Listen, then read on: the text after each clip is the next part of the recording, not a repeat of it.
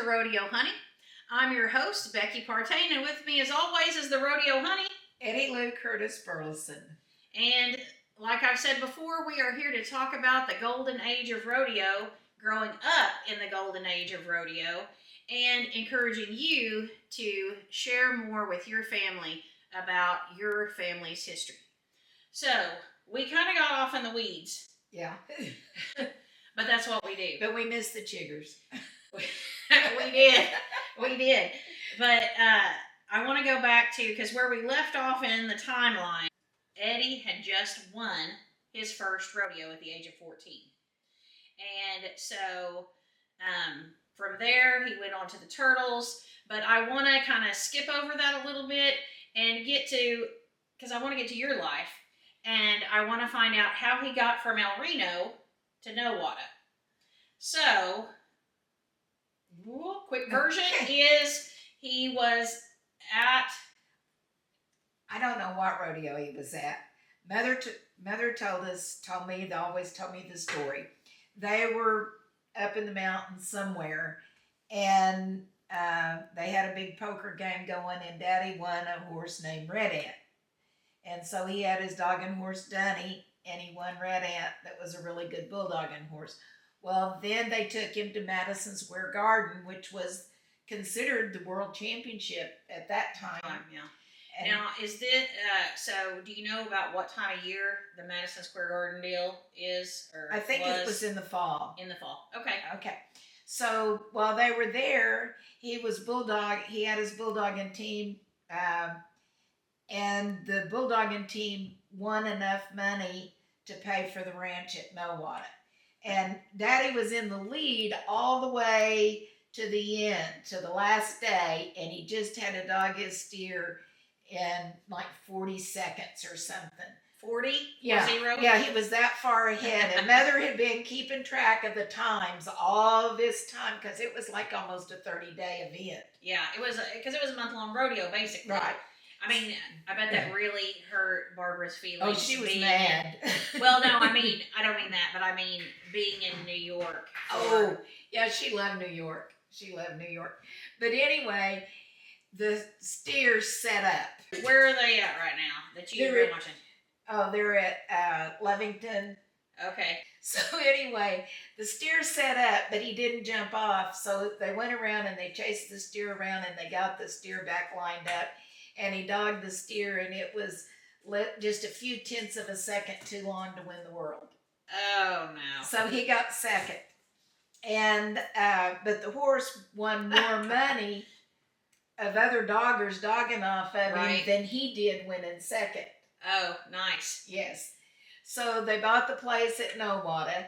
She had a sock where he had kept money from playing pitch and rolling dice before the rodeos. Yeah. Between the rodeos. I mean, I know no cowboys play pitch or pitch quarters or roll dice now. That never happens. Happens. I'm sure. But anyway, so that did happen. That did happen, and there was enough money to buy a tractor and a lot of other stuff to help furnish the ranch. But she kept it hid from him from playing craps. Yeah.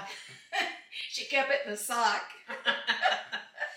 So were you born at this time? No. No. So you were not born at that time. They moved to Nowata like in February, and I was born in July. Okay. And Salty, his next bulldogging horse, was born the same year. Oh, and he was a good one. Oh, yeah. He was, I mean, I didn't know that horse until, like, he was old. He was an old man, but he just... He was original Hancock out of a Yellow Wolf mare. And Daddy turned down in the early 50s, he turned down $10,000 for him, which would be right up around 100 and something thousand now. But he was something. Yes. Even as an old man. Even as an old man. Yeah. So you guys moved to Nowata, and at that time, and I mean, Nowata still is, a cowboy town, a cowboy county. Yes. Really, I mean, not just the town of Nowata, but the whole county is a cowboy county. And then it really was. And and it's still big agriculture. Your neighbors. Oh golly, we got to tell that funny one. You know, this lady's mean. She's bad. But anyway, so I don't know where you're going. you do. They're in Nowata. In your teenage years, you met a special guy. Yes, And Buster Lunsford. Buster Lunsford. There's a street named after him now. There is, yes. And so Buster was intellectually disabled, I think. Yes. But he was a local celebrity. A local celebrity. And so you guys, I after we decided we were going to do this, I started trying to do some research on Buster. And you had told me something, and I laughed so hard because when I saw his obituary, he's passed away now. But some of the same comments that you had said about him, other people had said about his walking ability. So, oh, Buster, he could walk like you wouldn't believe, and we'd be getting ready to go to. At that time, I was new. Pat Faulkner, who had run an F cattle company, and it wasn't PRCA, but we went to rodeos, and we'd be headed like up into Kansas, and Buster would be leaving Nowata, and we'd say, "You want to ride, Buster?" And he'd, "No, I'll just walk." And then we would get, maybe we'd stop and get something to drink and everything, and he could almost beat us to the rodeo. So you guys would head out from Nowata, which is kind of on the Oklahoma-Kansas line. Right. You'd stop at the gas station or whatever, but before you could get to the rodeo, Buster was already there. Buster was already there. Buster was Champion Walker. Champion Walker. And he kind of ended up being, we said he was a local celebrity, and he was cowboy celebrity. But then, as he got older, he really got into Nowata football. Yeah, and he was like Radio. Right, and he was kind of the, not mascot, but like just their dude, right? Their dude. He had a leather jacket and the whole nine, and the whole town loved and supported him. Yeah. Yeah. But how I got to be Rodeo Honey is about Buster. Because he would tell me, he'd be sitting on the tailgate, and he'd be talking, and I'd say, "Buster, do you want something to drink?" I'd buy him a pop and a popcorn or whatever he wanted from the concession stand, and he'd go, "You my Rodeo Honey." Oh. And I'd say, "Yeah, Buster." He said, "I'm going to ride 88 tonight." Now, 88 was Faulkner's big bull with a rack like this. A big brittle. It had a nice hat rack. Had a really nice hat rack, and nobody wanted to dry 88. But Buster rode him every night. Every time there was a rodeo or a conversation. He drew I'm 88. going to ride a bull tonight. Going to ride 88. And you were his rodeo honey. You my rodeo honey. I love that.